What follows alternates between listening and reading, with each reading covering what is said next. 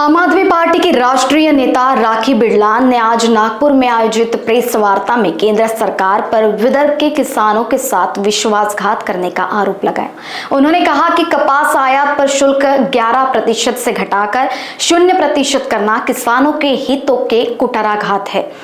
Party ने मांग की कि आयात शुल्क 50% तक बढ़ाया जाए। राखी बिरलान ने अंबाजरी भूमाफिया और डॉक्टर आंबेडकर सांस्कृतिक भवन घोटाले की भी निंदा की तथा एमटीडीसी गरुड़ा कंपनी का अनुबंध रद्द करने और भवन के पुनर्निर्माण के लिए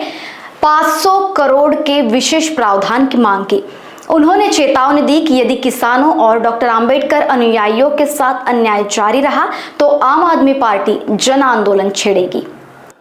आज की जो प्रेस वार्ता है, आज आप लोगों के साथ जो संबोधन है वो मुख्य तौर पर केंद्र की और राज्य की दलित विरोधी और किसान विरोधी सरकार के द्वारा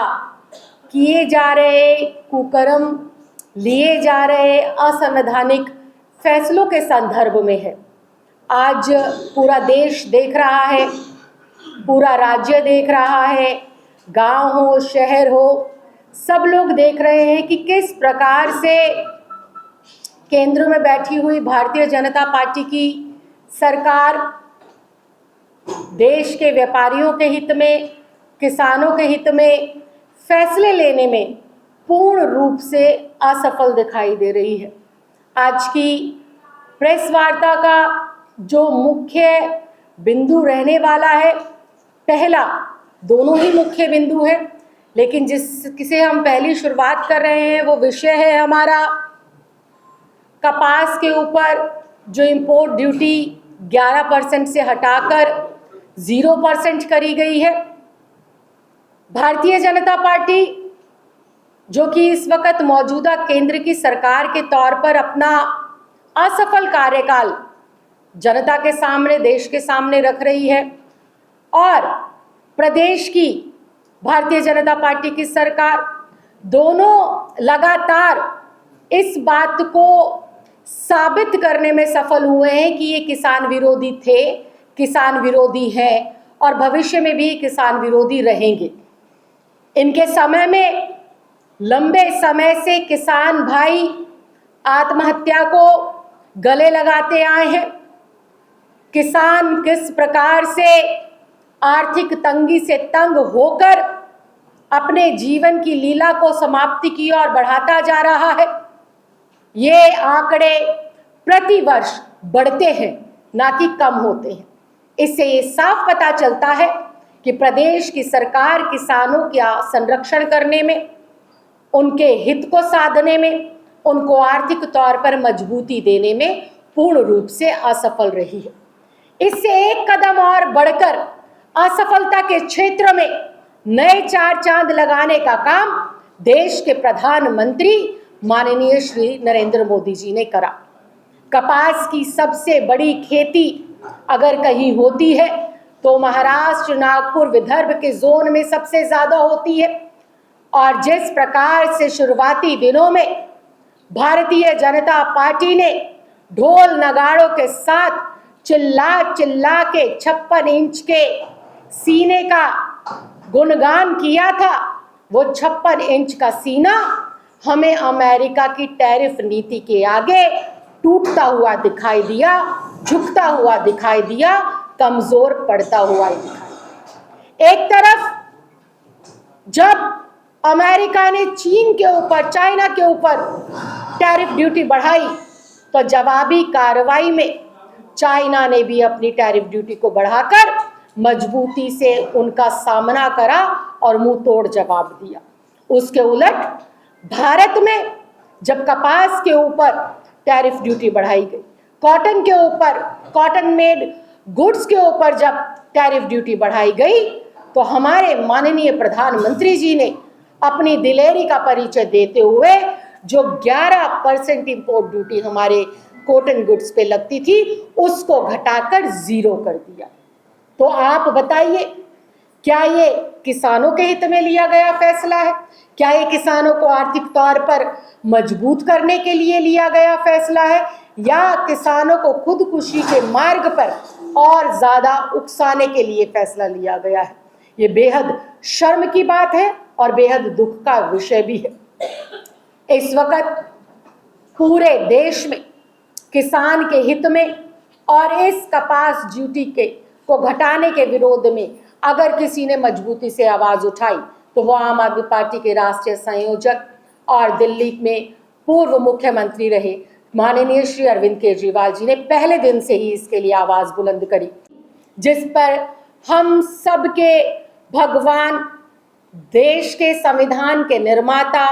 महामानव और जिनको सिंबल ऑफ नॉलेज कहा जाता है, डॉक्टर भीमराव अंबेडकर जी का सांस्कृतिक भवन था, उसको तोड़ दिया गया और वो जो है एक प्राइवेट कंपनी को सौंप दिया गया। इसके संदर्भ में, इसके विरोध में जब हम सब लोगों ने आवाज़ बुलंद करी और अंबेडकरवादी महिलाओं ने, समाज की महिलाओं ने जब इसका विरोध पुरजोर से और मजबूती से किया, आज के टाइम में मुझे लगता है ये रिकॉर्ड था 272 दिन का। इतना लंबा हमारी महिलाओं ने, हमारी माँओं ने, हमारे समाज के सम्मानित हमारे भाइयों ने आंदोलन करा और इस सफल आंदोलन में मेरा सौभाग्य रहा कि मैं यहाँ पर आकर इनकी आवाज़ को बुलंद कर सकूं। आम आदमी पार्टी जो कि पहले दिन से देश की 85% मूल आबादी को आगे बढ़ाने के लिए काम करती है, डॉक्टर भीमराव अंबेडकर जी के पद चिन्हों पर चलने का जो लगातार काम करती है, शिक्षा के क्षेत्र में लगातार बढ़ावा और शानदार प्रयास, सफल प्रयास करने का काम करती है, पहले दिन से ही हमारी अंबेडकरवादी महिलाओं के इस आंदोलन को समर्थन दे रही थी और स्वयं दिल्ली से चलकर एक अंबेडकरवादी बेटी होने के नाते, दलित समाज की बेटी होने के नाते इस आंदोलन को समर्थन देने के लिए अरविंद केजरीवाल जी के नेतृत्व में आम आदमी पार्टी नागपुर के सारे कार्यकर्ताओं ने इसमें अपना योगदान दिया था, जिससे बौखलाकर या डर कर या घबरा कर उस वक़्त के जो उप मुख्यमंत्री थे फडणवीस साहब, जो इस वक़्त मुख्यमंत्री हैं, उन्होंने आनन फानन में झूठे वादे करे, आंदोलन खत्म कराने का प्रयास करा, जिसमें कि वो आंशिक तौर पर सफल भी हुए। उस वक़्त उन्होंने कहा था कि गरुड़ अम्यूज़मेंट प्राइवेट लिमिटेड को जो ज़मीन हम लोग दे रहे हैं उसका टेंडर हम लोग निरस्त करेंगे, लेकिन उसको निरस्त करने से पहले कुछ वकीलों का हम लोग जो है एक ग्रुप बनाएंगे और उनसे डिस्कस कर उनकी राय लेंगे, उनकी राय जो होगी उस हिसाब से इस पर कार्रवाई करेंगे। लेकिन ये सिर्फ उस वक़्त एक जुमला साबित हुआ। आज तक ना ही वो महाअधिवक्ताओं का कोई ग्रुप बना, ना ही उस पर कोई चर्चा हुई और ना ही वो फाइल जहां पहुंचनी चाहिए थी वो वहां तक पहुंची। इसके अलावा धरना खत्म कराने के लिए, आंदोलन खत्म कराने के लिए देवेंद्र जी ने उस वक़्त हमारी तमाम माँओं को, जो आंदोलन कर रही थी, बहनों को, समाज के जिम्मेदार साथियों को ये कहा था कि हम भवन का पुनर्निर्माण करेंगे और सारा का सारा निर्माण कार्य सरकार के पैसे से होगा। लेकिन वो बात भी पूर्ण रूप से असत्य साबित हुई, झूठ साबित हुई, जिसमें भारतीय जनता पार्टी को विजय प्राप्त है। ये झूठ का सहारा लेकर अपने वोटों की प्राप्ति करते हैं, लोगों को बरगलाते हैं और अंत में उसे जुमला करार देकर अपनी राजनीतिक रोटियां सेकते हैं।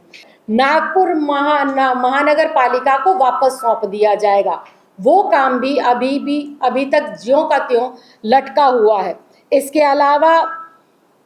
ये सारी चीज़ें जो हुई, 100 रुपये जो है 100 रुपये वार्षिक पट्टे की जो किराए की बात थी 44 एकड़ की, और अंबेडकरवादी महिलाओं का आंदोलन जिस प्रकार से 5 झूठे वादे बोलकर ख़त्म किया गया, ये सब चीज़ें तो है ही विषय कि किस प्रकार से इनकी ये मानसिकता दर्शाती है कि ये दलित विरोधी हैं, दलितों को गुमराह कर सिर्फ और सिर्फ चूँकि उस वक़्त चुनाव था तो अपने चुनाव को पूरा करने के लिए, चुनाव जीतने के लिए इन्होंने आंदोलन ख़त्म कराने के लिए झूठे वादे करे और आंदोलन ख़त्म नहीं हुआ। मैं आज इस प्रेस वार्ता के माध्यम से उन सत्ताधारी लोगों को बताना चाहती हूँ जिन्होंने झूठे वादे करे थे। आंदोलन इस बार फिर हम लोग करेंगे और इस बार का जो आंदोलन होगा वो रुकेगा नहीं। इनकी सत्ता को गिराकर एक मजबूत जो है जनहित के जो लोग हैं उनको सत्ता में लाने का ये आंदोलन होगा। इसके अलावा ये पूरा का पूरा जो डॉक्टर अंबेडकर संस्कृति भवन का ये जो पूरा का पूरा घटनाक्रम है, इसमें एक बहुत बड़ा भ्रष्टाचार भी निकलकर सामने आया है, क्योंकि MTDC ने और गरुड़ कंपनी के बीच जो सबलीज हुई है उसमें 180 करोड़ रुपए की स्टैंप ड्यूटी भी चोरी की गई है। इसके भी हमारे पास पुख्ता सबूत है। तो आज इस प्रेस वार्ता के माध्यम से तमाम पत्रकार बंधुओं को मैं ये कहना चाहती हूँ कि चाहे आप इलेक्ट्रॉनिक मीडिया से हैं, चाहे आप प्रिंट मीडिया से हैं, मजबूती से आप इस खबर को दिखाएं और अम्बेडकरवादी जो हमारी बहनें, हमारी माएँ संघर्ष कर रही थी, उनके संघर्ष को सफलतापूर्वक इस ओर लेकर जाए कि ये जो हमारा गरुड़ ये जो हमारा पार्क है, मौजा अंबाझारी जो पार्क है, वो आम जनता के लिए खुले और डॉक्टर भीमराव अंबेडकर जी का जो सांस्कृतिक भवन था उसका जल्द से जल्द पूर्ण निर्माण हो सके और नागपुर महापालिका को पुनः से ये 44 एकड़ ज़मीन वापस हमारे को सौंपी जाए और जो ये 180 करोड़ रुपए की स्टैंप ड्यूटी चोरी हुई है, इसमें लिप्त नेताओं और अधिकारियों के खिलाफ कड़ी से कड़ी कार्रवाई हो। बहुत बहुत धन्यवाद। लोकवाहिनी न्यूज के लिए अविनाश तोतड़े, नागपुर।